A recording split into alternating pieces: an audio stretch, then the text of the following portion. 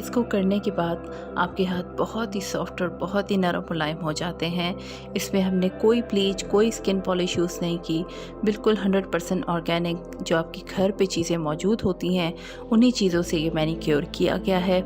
इस मैनीक्योर के 4 बहुत ही ईजी स्टेप होंगे। सबसे पहले आपने हैंड्स को वॉश करना है और किस तरह से करना है वो भी मैं आपको बताऊँगी। फिर उसके बाद आपने थोड़े से नीम गर्म पानी में हाथों को कुछ देर के लिए सोक करना है। उसके बाद फिर अपने नेल्स को और हाथों को अच्छी तरह से स्क्रब करना है और लास्ट में आपने मॉइस्चराइज़र यूज़ करना है, कोई सा भी। तो चलें फिर देखते हैं कि इसको करना किस तरह से है। अगर वीडियो अच्छी लगे तो लाइक का बटन दबाएं और रेड सब्सक्राइब के बटन को दबाकर मेरे चैनल को सब्सक्राइब करें और दबाएं बेल आइकन ताकि हर आने वाली वीडियो का नोटिफिकेशन फौरी तौर पे आपको मिल सके। तो सबसे पहले जो है आप कोई भी ज्वेलरी बाहर अगर आपने पहनी हुई होगी तो उसको आप रिमूव कर लें ताकि अच्छे तरीके से जो है आपके सारे हाथ बिल्कुल क्लीन हो जाएं। उसके बाद फिर आप अगर आपने नेल पॉलिश लगाई हुई है तो उसको आप रिमूव करें। नेल पॉलिश रिमूव करने के बाद आपने हैंड वॉश करना है और किसी भी अपने हैंड वॉश में आपने ज़रा सा चावल का आटा मिलाना है और हाथों को अच्छी तरह से वॉश करना है।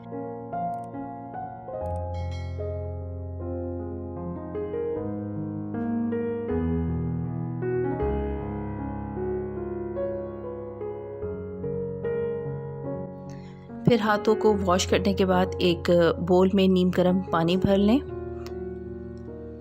और उसके बाद उसमें कोई भी बॉडी वॉश या फिर शैम्पू इसमें ऐड कर सकते हैं और फिर उसके बाद आपने इसमें कुछ गुलाब की पत्तियां डालनी हैं। अगर आपके पास ना हो तो आप स्किप भी कर सकते हैं, लेकिन मैंने यहाँ पे रोज़ पेटल्स यूज़ की हैं क्योंकि इसकी बहुत ही ज़्यादा रिलैक्सिंग सेंट होती है। तो जब आप इसको ज़ाहिर है मंथ में एक दफ़ा तो आप कर ही सकते हैं, ज़रूर अपने लिए टाइम निकालें कि मंथ में एक दफ़ा मैनीक्योर या पेडिक्योर ज़रूर कर लिया करें। बहुत ही रिलैक्सिंग होता है, पेडिक्योर तो इससे भी ज़्यादा बहुत रिलैक्सिंग होता है। तो इसमें अपने हाथों को कुछ देर के लिए सोक करना है।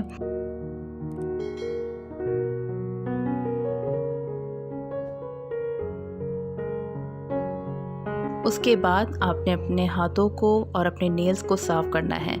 नेल्स को साफ़ करने के लिए सबसे पहले एक बोल में थोड़ा सा टूथपेस्ट शामिल कर लें और उस टूथपेस्ट में आप थोड़ा सा बेकिंग पाउडर शामिल करेंगे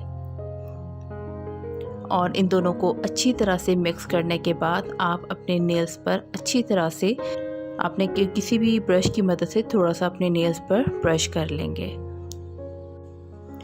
दोनों हाथों के नेल्स अच्छी तरह साफ़ करने के बाद आपने फिर एक स्क्रब तैयार करना है और स्क्रब में भी बहुत इजी चीज़ें होंगी, जिसमें सबसे जो मेन इंग्रेडिएंट है वो है राइस फ्लावर यानी कि चावल का आटा।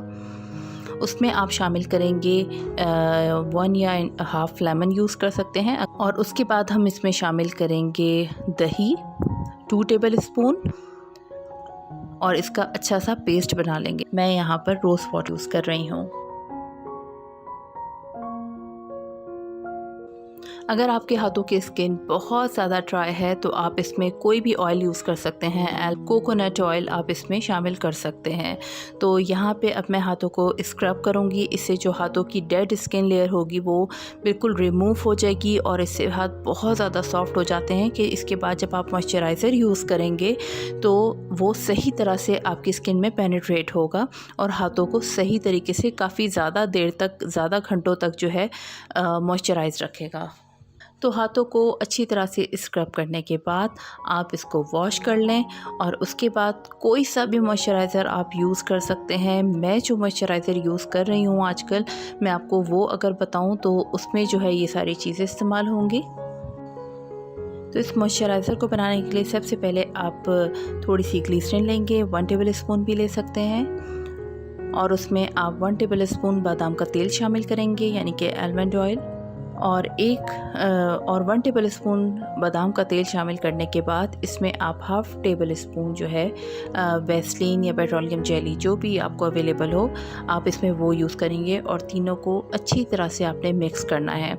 आप इसको बनाकर फ्रिज में भी रख सकते हैं और सिर्फ यही मॉइस्चराइज़र यूज़ करें, ये इतना बेस्ट है। ये कई देर तक आपके हाथों को मॉइस्चराइज रखता है, मुलायम रखता है बिल्कुल।